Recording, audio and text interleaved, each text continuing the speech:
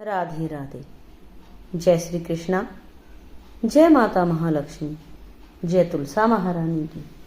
प्यारे भक्तों, आप लगातार हमारे साथ सुन रहे हैं कार्तिक मास महात्म्य। जो भी भक्त कार्तिक मास महात्म्य के अध्याय सुनता है, उनके घर प्रभु श्री हरि और माता महालक्ष्मी की कृपा से सदैव सदैव अन्न धन के भंडार भरे रहते हैं और उनके घर कभी भी दरिद्रता नहीं आती है और प्रभु श्री हरि और माता महालक्ष्मी की सदैव सदैव कृपा बरसती है। आज हम सुनेंगे कार्तिक मास महात्म्य का अध्याय 29 और 30। लगातार सुनते रहें और जय माता महालक्ष्मी कमेंट में जरूर लिखें। प्रभु कृपा से लिख रहा सुंदर शब्द सजाए कार्तिक मास महात्म्य का 29वां अध्याय। राजा पृथु ने कहा, हे मुनि श्रेष्ठ, आपने कलह द्वारा मुक्ति पाए जाने का वृत्तांत मुझसे कहा, जिसे मैंने ध्यान पूर्वक सुना। हे नारद जी, यह काम उन दो नदियों के प्रभाव से हुआ था। कृपया यह मुझे बताने की कृपा कीजिए। नारद जी बोले, हे राजन, कृष्णा नदी साक्षात भगवान श्री कृष्ण महाराज जी का शरीर और वेणी नामक नदी भगवान शंकर का शरीर है। इन दोनों नदियों के संगम का महात्म्य श्री ब्रह्मा जी भी वर्णन करने में समर्थ नहीं है। फिर भी चूंकि आपने पूछा है, इसीलिए आपको इनकी उत्पत्ति का वृत्तांत सुनाता हूँ। ध्यान पूर्वक सुनो। चाक्षु मनवंतर के आरंभ में ब्रह्मा जी ने सह्य पर्वत के शिखर पर यज्ञ करने का निश्चय किया। वह भगवान विष्णु, भगवान शंकर तथा समस्त देवताओं सहित यज्ञ की सामग्री लेकर उस पर्वत के शिखर पर गए। महर्षि भृगु आदि ऋषियों ने ब्रह्म मुहूर्त में उन्हें दीक्षा देने का विचार किया। तत्पश्चात भगवान विष्णु ने ब्रह्मा जी की भार्या तवरा को बुलवाया। वह बड़ी धीमी गति से आ रही थी।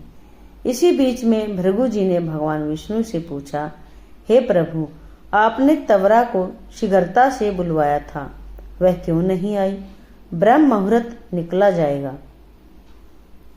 इस पर भगवान विष्णु बोले, यदि तवरा यथा समय यह नहीं आती है तो आप गायत्री को ही स्त्री मानकर दीक्षा विधान कर दीजिएगा। क्या गायत्री पुण्य कर्म में ब्रह्मा जी की स्त्री नहीं हो सकती?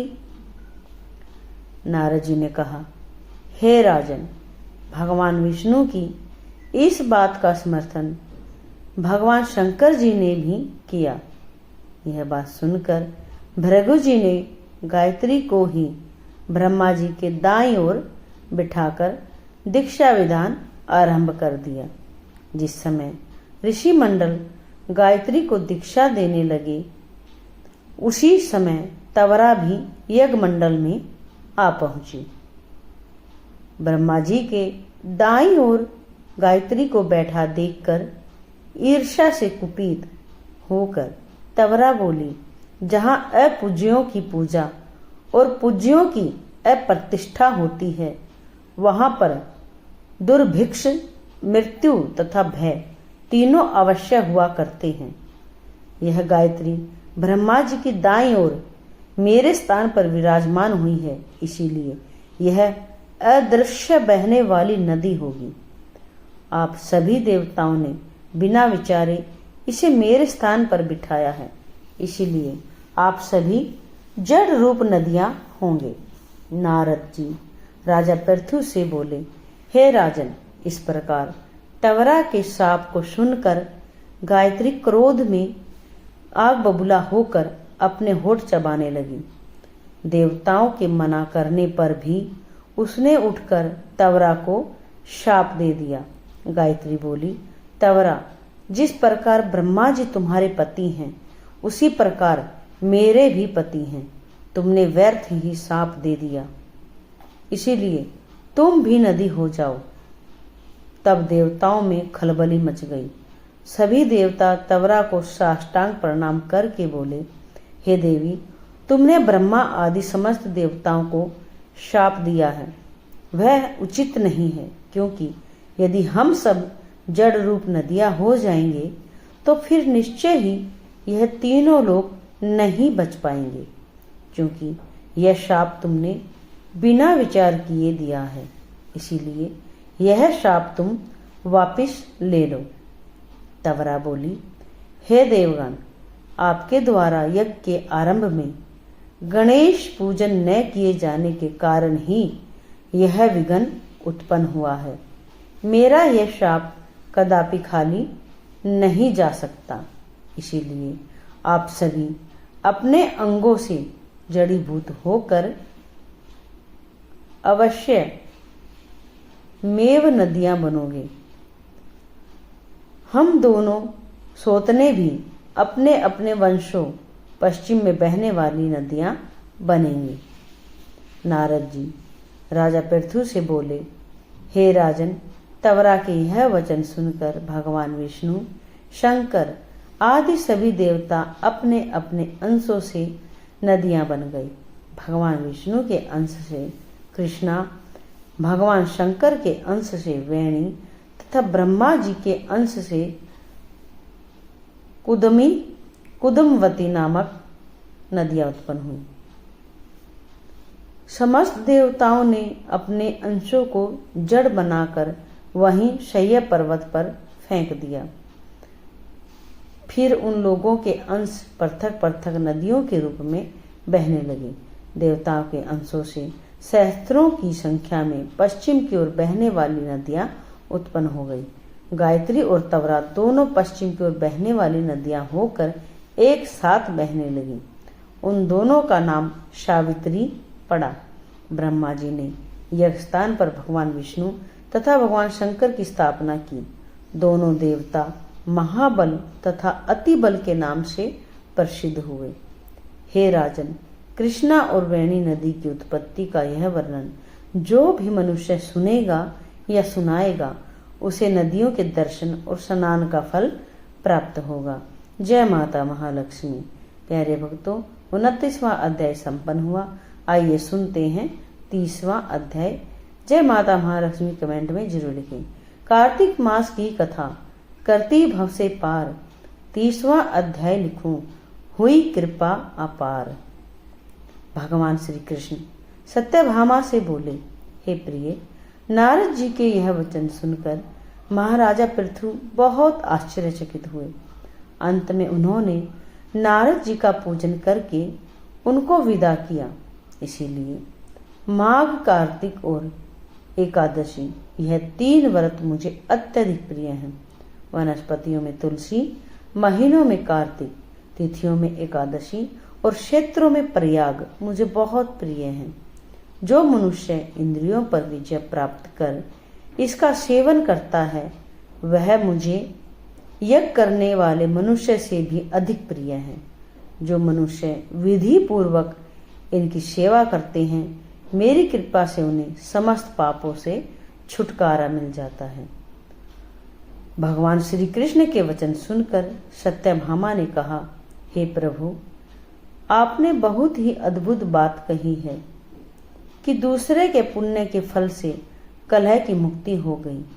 यह प्रभावशाली कार्तिक मास आपको अधिक प्रिय है, जिससे पतिद्रोह का पाप केवल स्नान के पुण्य से ही नष्ट हो गया।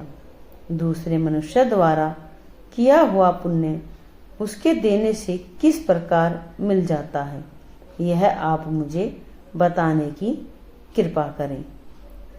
श्री कृष्ण भगवान बोले, प्रिय, जिस कर्म द्वारा बिना दिया हुआ पुण्य और पाप मिलता है, उसे ध्यान पूर्वक सुनो।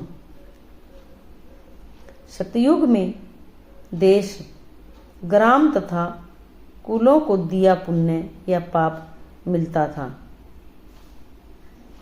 किंतु कलयुग में केवल कर्ता को ही पाप तथा पुण्य का फल भोगना पड़ता है। सत्संग न करने पर भी वह व्यवस्था की गई है और सत्संग से पाप व पुण्य दूसरे को मिलते हैं, उसकी व्यवस्था भी सुनो। पढ़ाना, यज्ञ कराना और एक साथ भोजन करने से पाप पुण्य का आधा फल मिलता है। एक आसन पर बैठने तथा सवारी पर चढ़ने से, श्वास के आने जाने से पुण्य व पाप का चौथा भाग जीव मात्र को मिलता है। छूने से, भोजन करने से और दूसरे की स्तुति करने से पुण्य और पाप का छठवां भाग मिलता है। दूसरे की निंदा, चुगली और धिक्कार करने से उसका सातवां भाग मिलता है। पुण्य करने वाले मनुष्य की जो कोई सेवा करता है वह सेवा का भाग लेता है और अपना पुण्य उसे दे देता है। नौकर और शिष्य के अतिरिक्त जो मनुष्य दूसरे से सेवा करवाकर उसे पैसे नहीं देता, वह सेवक उसके पुण्य का भागी होता है। जो व्यक्ति पंक्ति में बैठे हुए भोजन करने वालों की पत्तल लांघता है, वह उसे जिसकी पत्तल उसने लांघी है अपने पुण्य का छठवां भाग दे देता है। स्नान तथा ध्यान आदि करते हुए मनुष्य से जो व्यक्ति बातचीत करता है या उसे छूता है, वह अपने पुण्य का छठवां भाग दे डालता है। जो मनुष्य धर्म के कार्य के लिए दूसरों से धन मांगता है, वह पुण्य का भागी होता है। ठीक उसी प्रकार जिस प्रकार की दान करने वाला पुण्य का भागी होता है। जो मनुष्य धर्म का उपदेश करता है और उसके बाद सुनने वाले से याचना करता है, वह अपने पुण्य का छठवां भाग उसे दे देता है। जो मनुष्य दूसरों का धन चुरा कर उसमें धर्म करता है, वह चोरी का फल भोगता है और शीघ्र ही निर्धन हो जाता है। और जिसका धन चुराता है वह पुण्य का भागी होता है। जिस बिना ऋण उतारे जो मनुष्य मृत्यु को प्राप्त होता है, उनको ऋण देने वाले सज्जन पुरुष पुण्य के भागी होते हैं। शिक्षा देने वाला, सलाह देने वाला, सामग्री को जुटाने वाला तथा प्रेरणा देने वाला यह पाप और पुण्य के छठवें भाग को प्राप्त करते हैं। राजा प्रजा के पाप पुण्य के षष्ठांश का भागी होता है। गुरु शिष्यों का, पति पत्नी का, पिता पुत्र का, स्त्री पति के लिए पुण्य का छठवां भाग पाती है।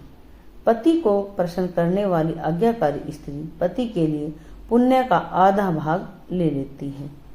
जो पुण्यात्मा पराये लोगों को दान करते हैं, वह उनके पुण्य का छठवां भाग प्राप्त करते हैं।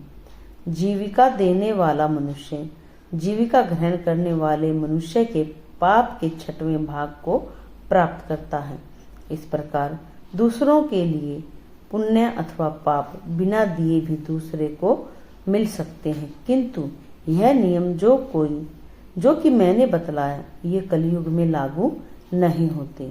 कलयुग में तो एकमात्र कर्ता को ही अपने पाप व पुण्य भोगने पड़ते हैं। इस संबंध में एक बड़ा पुराना इतिहास है जो कि पवित्र भी है और बुद्धि प्रदान करने वाला कहा जाता है। उसे ध्यानपूर्वक सुनो।